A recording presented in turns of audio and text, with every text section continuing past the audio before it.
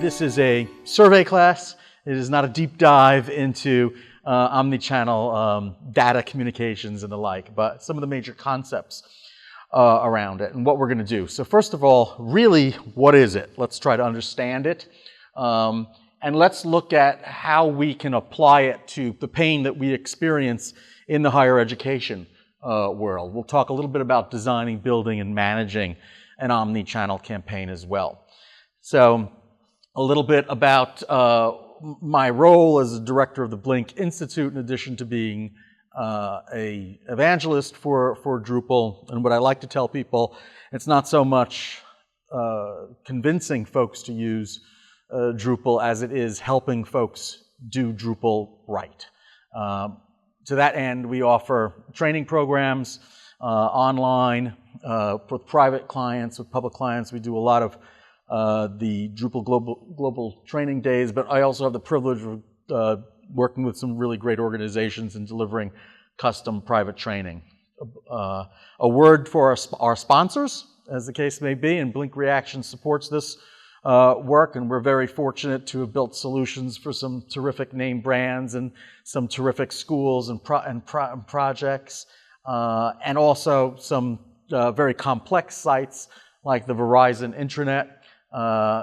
We do a lot of work in the life sciences area and in general Fortune 100. So entertainment firms, Warner, anyway, you get the idea. Now, on to the matter at hand. So, omnichannel is not the same thing as multi-channel. It is a logical extension, nevertheless, of the idea of communicating your messaging, transferring, projecting your messaging across a variety of different ways. Print, television, radio being the more traditional mass communication methods, and now digital becoming much more focused, narrowcasting, as the case may be. It is the practice of developing and distributing and supporting a carefully coordinated messaging campaign across one or more mediums or platforms in a manner that, and this is important, is mindful, contextual, and dynamic. This wasn't as readily attainable just a few years ago as it is now, and we're going to look at some of the reasons why that is the case. But the fact that technology is maturing to a certain level and becoming more and more affordable has given rise to this practice of omni-channel marketing and communication. So, mindful. Every channel, each channel implementation is planned and executed in awareness of each other.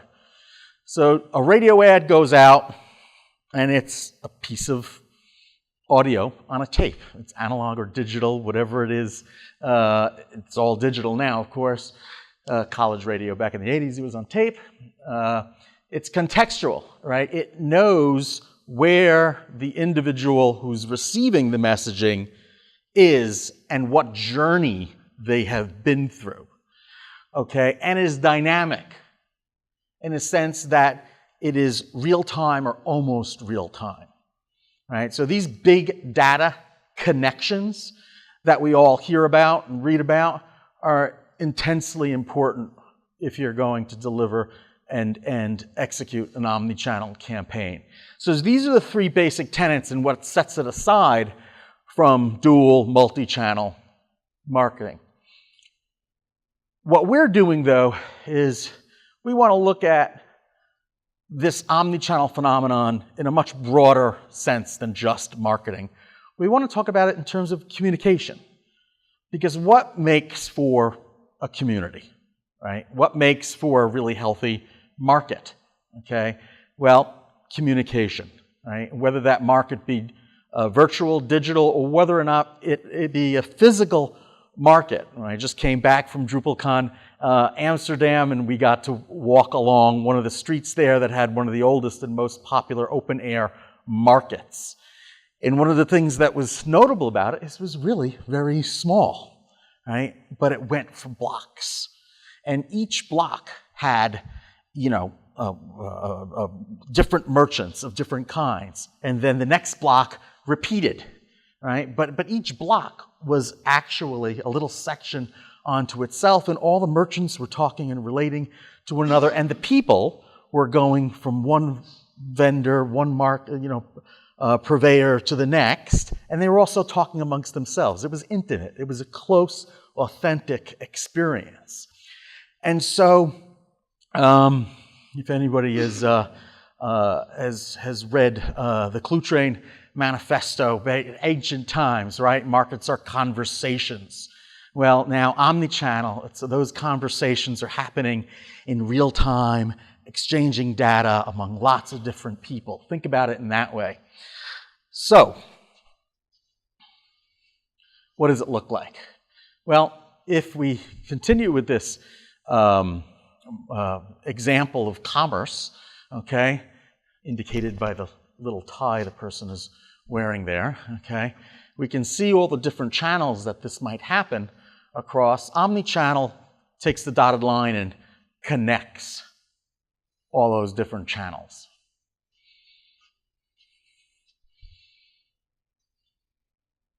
We do it because it leads to a more fluid experience, but we do it in particular because it's going to lower barriers to interaction. So when I got to the airport, I tweeted out, there is an hour-long wait for a car at the Hertz counter, right? Twitter is a channel, part of the social media channel. Hertz got back to me, asked how we were doing, okay? You know, how I was doing, if my problem had been solved. That's what we mean by lowering the barriers to interaction, right? There could be a card on the desk that says, the infamous suggestion box, right? Tell us about your experience. How many folks have actually filled out a card like that? Yeah. How often, right? And recently? Exactly. Because there's a barrier. Is there a pen? Do I have to stop and actually write something? Okay?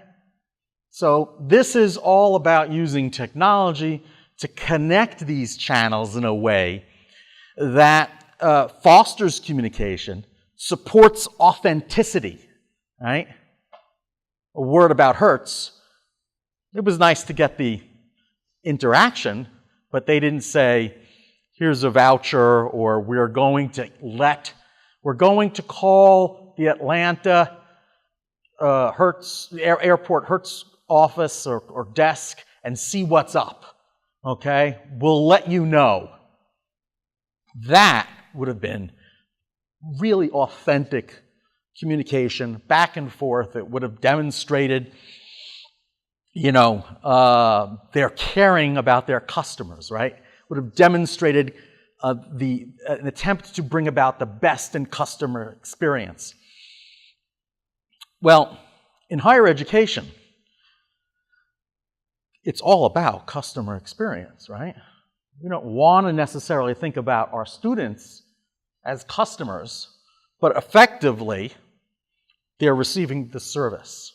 And while they may not be paying for their grades, as I think some folks I've heard complaints of or apt to think of these days, okay, we want to provide them with the best experience and most relevant experience. And in order to do that, it is a type of market where we need to have this open communication, right?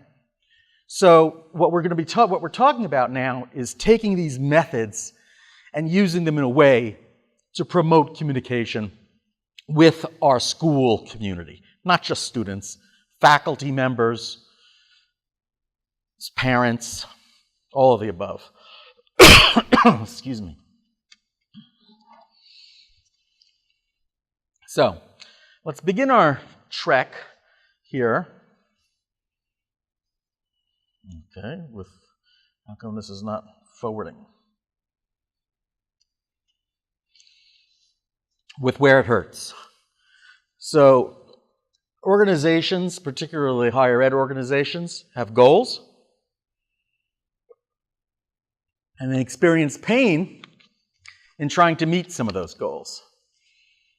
And typically, there are, I don't know how many bullet points I have there, but nearly that many departments, right, who are charged with meeting those responsibilities, and nearly that many in every school that we have. And each of them are charged with sending out a message. Come in and get your flu shot. You know, if you're sick, don't go to class. You know, let's come in and get a job at the career placement office. Start talking to us before. Stay connected with our school, right? 3 different offices, 4 different offices right there, the dean's office. Okay, so the pain points that we have are in getting our messaging across in each of these different areas. How do we connect them? Well, we have communications offices, right? And they certainly look at the message for the entire organization, university, or brand, if you will. But their actual methods, okay, are fraught with difficult choices. And I don't know what happened to the mouse. Okay. Do we do it through print, through television, through radio, through PR? So many places to spend so very little money, right? And getting that messaging out, and we're not even talking yet about starting conversations with folks. Non-communicative campaigns that are not aware of each other, that cannot talk to each other, that are not dynamic. And audiences that are harder and harder to find, right? Because they're not necessarily reading the paper, looking at magazines, listening to radio spots. In this case, we might be talking about parents or donors in the university sector. Where are they? Right? At the same time, though, we are all conducting more and more transactions through more and more channels. And what's happening, because of this trend that has evolved in the retail sector, okay, the very young people that are typically part of our university communities are used to conducting their transactions, and a transaction for them, and you know, a transaction could be a purchase, or it could be an interaction with the professor, you know, handing in a paper. But the point is they're getting more and more used to being able to do those transactions from different locations and through different channels. A desktop, a laptop, an iPad. They're going into different locations to do this, and this is carrying over into all segments of student and school life, right? So we talk about this effect on the enterprise because the enterprise has typically moves very slow with technology adoption. And you have a disconnect where all these people that work for a large organization go home, get on their laptops, and do these amazing things on the internet. And then the very next day, they go to their office and they struggle to do the simplest of things. And this pressure, this consumerization, right, and the digital access that these consumer trends, they affect life in the enterprise. They also affect life at the university level, at higher ed, in our learning communities.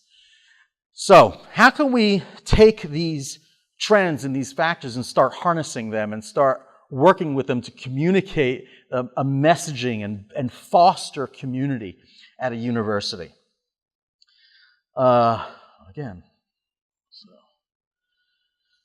Well, it begins, of course, with digital engagement. That's why we're here, right? And in a way where we can organize our campaign and go out and reach our audiences through these digital channels. That's where our cheese got moved to. They got moved to digital channels. They got moved to other communities. Right? They're not waiting passively to receive a message. They're out there and engaging. So how do we design a campaign for the university sector that might work along the same ways? The first thing we start to do is focus on an ecosystem of messaging. Because we're conducting more and more transactions online, because we're jumping from one platform or one channel to the next, identifying that ecosystem and understanding where our target persona, the student, the faculty member, the donor is within that spectrum becomes the foundation for our campaign and for our effort. And so it really begins with understanding how the individual journeys through each of these different channels. And that, of course, means we have to get to know our consumer, our student, again, our donor, our faculty member. And we have to get an understanding of where they go and how they travel. And we want to put up guideposts, right? We want them to recognize not just our brand, but we want to give them some directions at each of those locations on how we can interact together, right?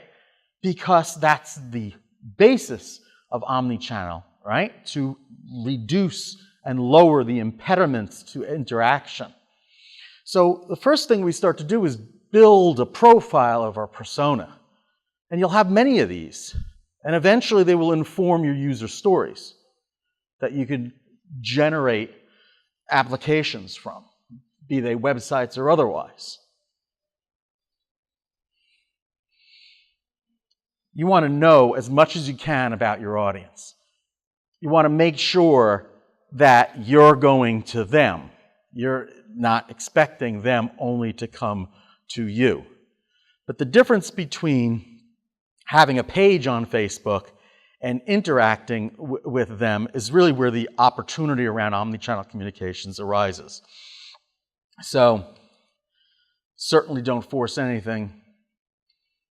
Certainly do understand that this is beyond responsive design. It is about connecting the dots. Let's get into terms of actually building and getting an understanding of what a campaign might look like. First of all, I want to go back to the fact that new technologies, and particularly Drupal, has really leveled the playing fields for us. Okay, we have an open source technology stack that gives us the ability to do prototyping very quickly. We're used to seeing these prototypes in the way of websites. You can build prototypes around omnichannel campaigns as well. The fact that they are services friendly specifically refers to the ability of these digital applications like Drupal to serve out information to other channels. So you can have Drupal 7, or now even better, Drupal 8, with its native services support baked in, serve as the repository, as the traffic cop, really, for all this data that can fly back and forth between these different channels. So the fact that you have these this technology that's available and accessible in such a way allows you to create campaigns that are mindful, contextual, and dynamic. And we thankfully have enterprise support for it. I'm going to come back to this. So, a word about content. So, knowing your persona, knowing who you're trying to get that messaging out to, again, all revolves around content, content, and content. What is the faculty member, the student engagement? What's the interaction that's happening? Okay, maybe I took a history of New York class a really long time ago, right, at university. And if we had the channel communications then that we do now, I know what I would want to have is I'd want to have my students contribute to a map of the city. I know I'd want to have them contribute to stories, anecdotal evidence about certain changes going on in the city. Okay, and I would take my class and I would use omni-channel communications ability to support the learning objectives that were in that class. So, again, remember, folks do remember when 24-hour news came around, right? And we all thought, oh, well, what are we going to fill it with? It's going to be the same story over and over again. Would it be so nice that it was the same good, important, relevant story over and over again? No. Instead, we have a whole lot of content that we don't necessarily value, right? The challenge in leveraging these omni-channel communication concepts and practices is really, predicated around understanding content that is of value to your target personas. So, anybody walk into, I bank at Chase. Anybody else? Do they have Chase there? Right?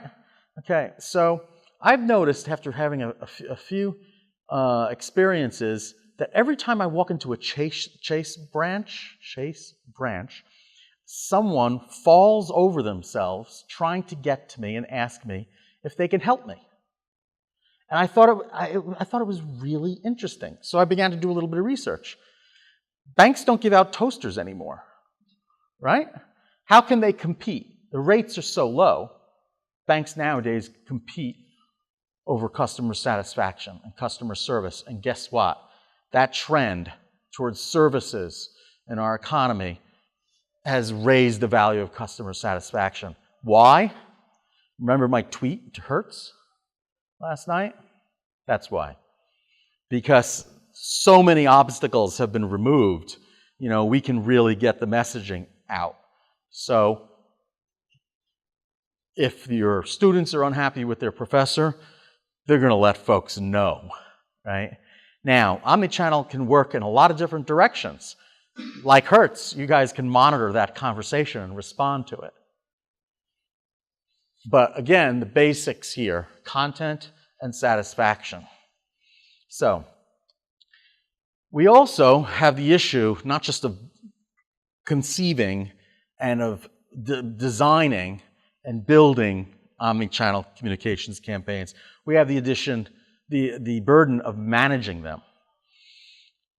Typically, our organizations are not set up to manage this type of interaction.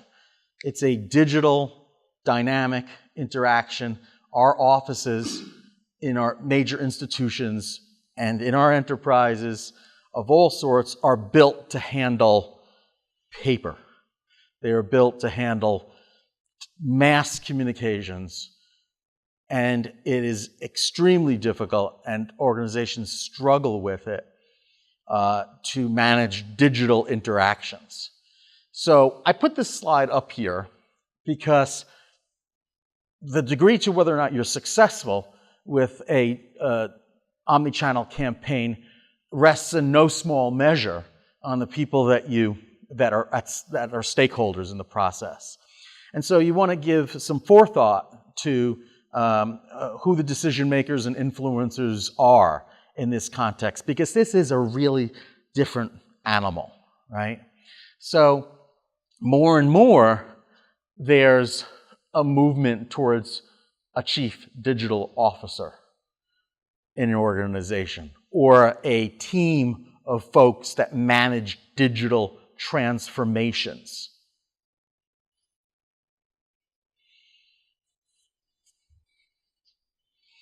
So let's get to the meat and potatoes, okay? We ran a small, simple, omni-channel campaign back in Portland for DrupalCon, and we extended it to Prague. We called it Drupal Face-to-Face. We talked with all these overlapping concepts and all these heady paradigms. We ran a basic campaign where our message that we were trying to push to people is that DrupalCon is awesome. We have a great amount of fun, and you should come. Okay?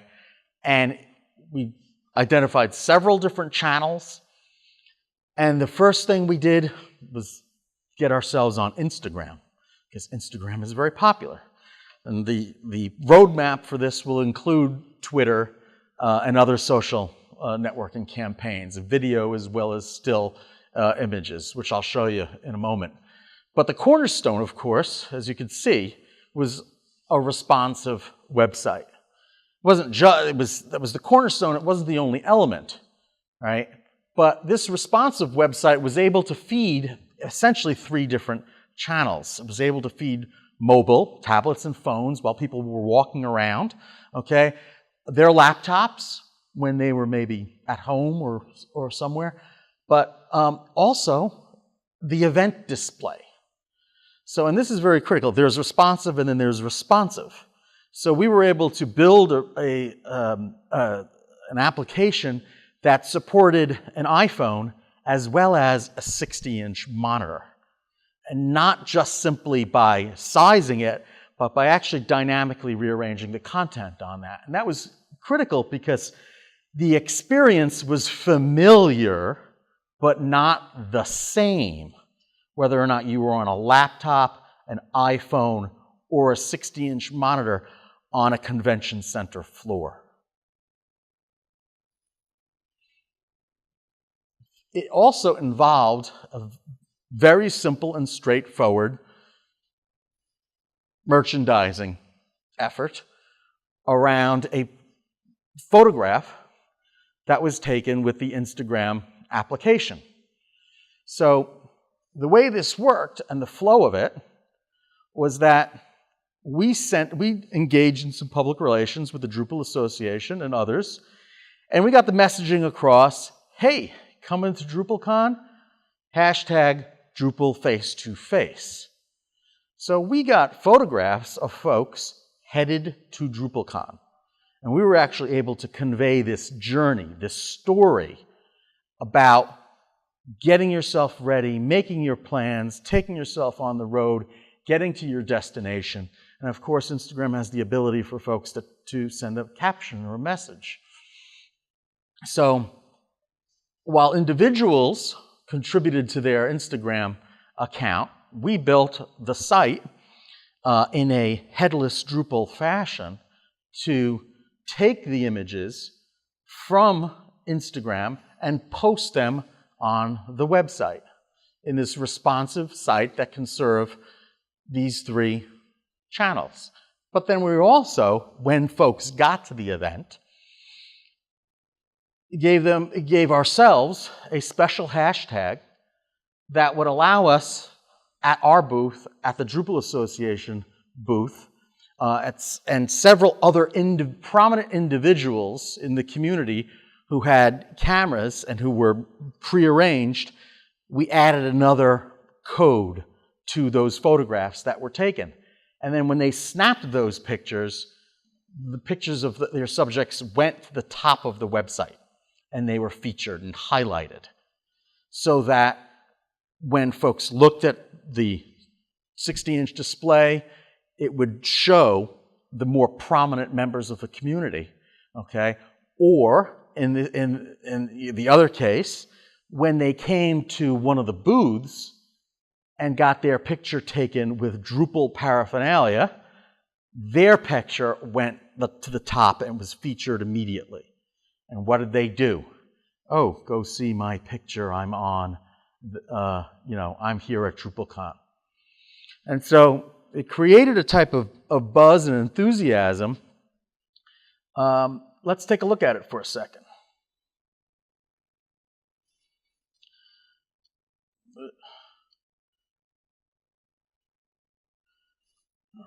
All right. I'm a little thrown, I have to tell you, Yep. I've got to come around here. Yeah, this is going to be fun. Okay.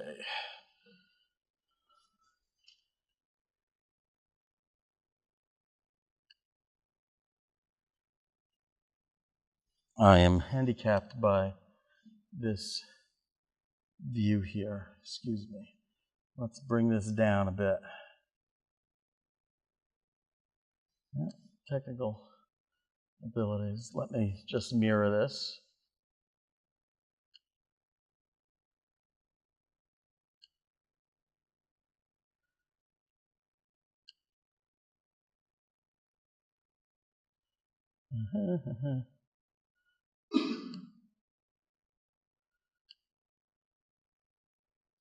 Okay, sorry. Drupal I can handle. Everything else, all right. So,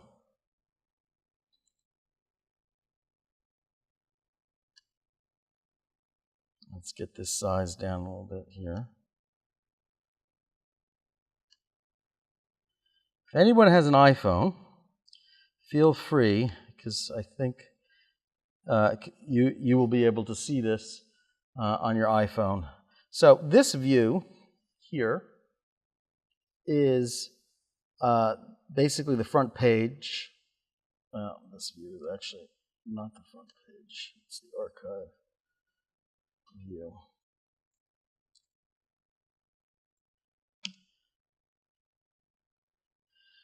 This is the home page of the site, and it will adjust if you're on different screens. And if I had a larger screen, I could really enlarge it and show you how it would look. But suffice it to say that if I make it smaller, you can see how it would work.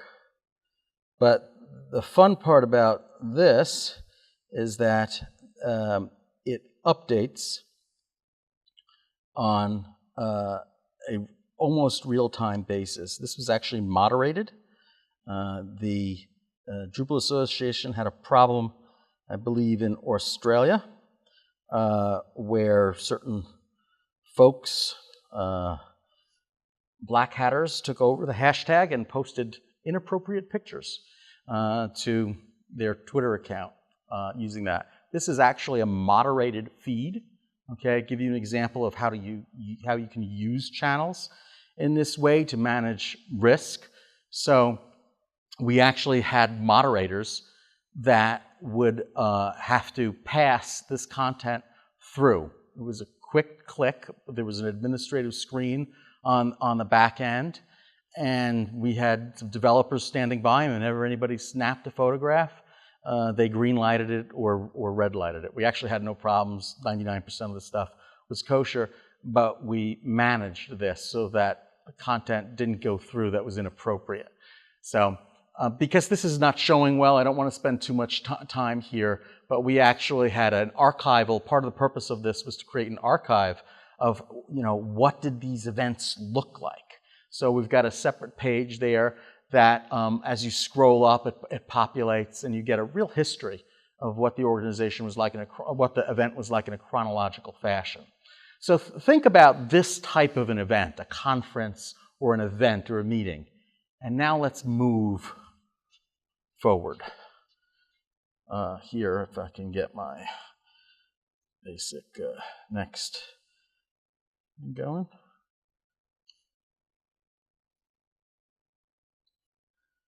Okay, so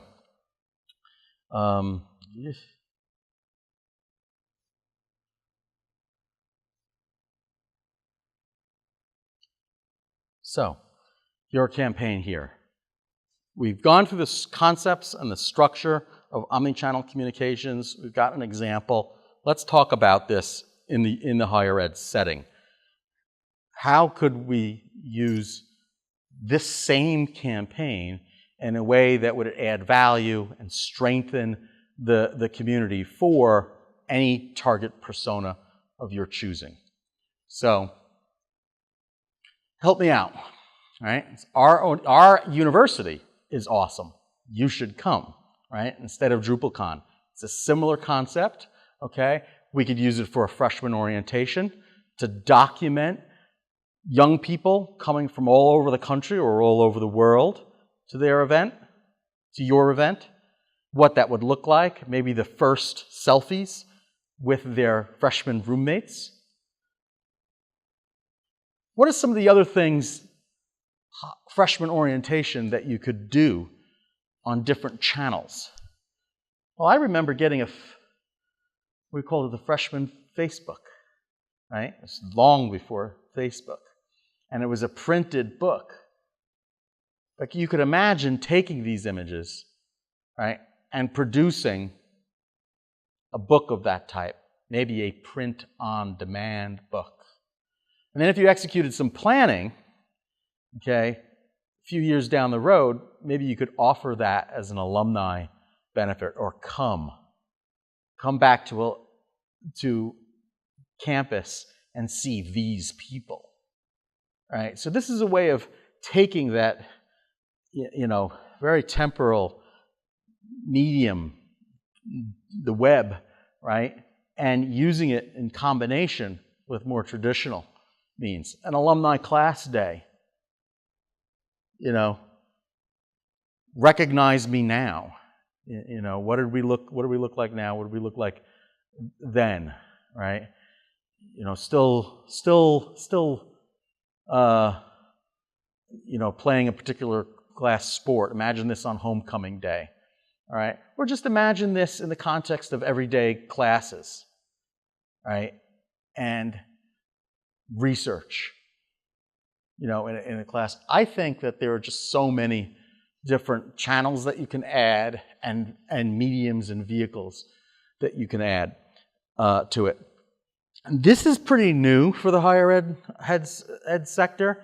I really look to be informed by all of you in this. As I said, opening this discussion, this is something that is commonplace in retail. This is something that is commonplace in the financial services industry. You walk into the mall, you walk into a store, and what do you have? Kiosks with computers for folks to walk up to, okay, and log into their account.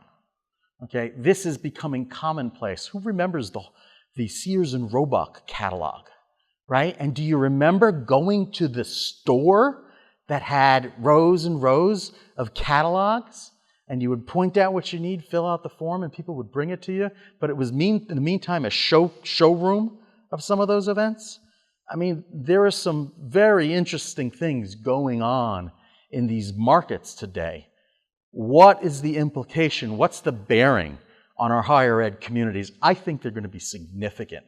I think there is some not to be minimized risk involved. I think there is tremendous opportunity involved. We talk about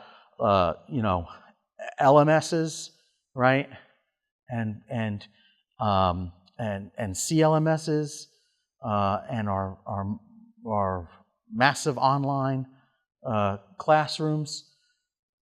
When you go up to the ATM, when you walk into the bank, when you see a kiosk at the store, I think it's intriguing to think of what some of the possibilities are for connecting higher ed communities. So I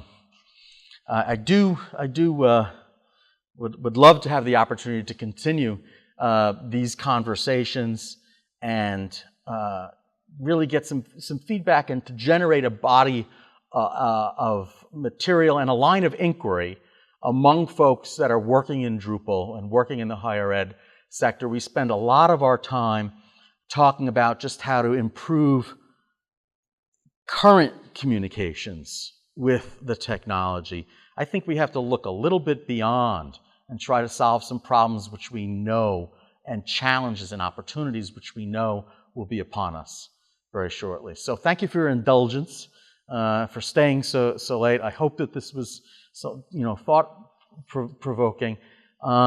Questions, comments, thoughts, feedback on this? Does anyone know of any specific campaigns where this is being used? Sometimes I look at Omni-channel, and it's almost like an anthropological, archaeological dig. It's like, oh, that's a kind of sort of Omni-channel campaign, because look, this part is is different depending upon this other part. You know, we have folks walking into stores now. Why can't they walk into classrooms and have a near-field, you know, communication device on them, right? In Japan years ago, you'd walk by a storefront, it would read the signal on your cell phone, and it would serve up a dedicated message. And years ago, you walked into an elevator, and it was the advent of narrowcasting. You pressed the floor that you were going to, and based upon the businesses that were on that floor, the screen in the elevator served up messages that they thought would be of interest to you based upon where you were going. Some of this stuff is extremely scary, right? And it's not just talking about privacy.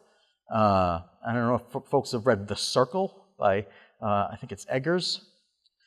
It's an interesting read, but I think the potential, you know, here for any of this is very strong. So hopefully this was what you were looking for, and you know, gives you some food for thought going forward. And thank you. So thanks.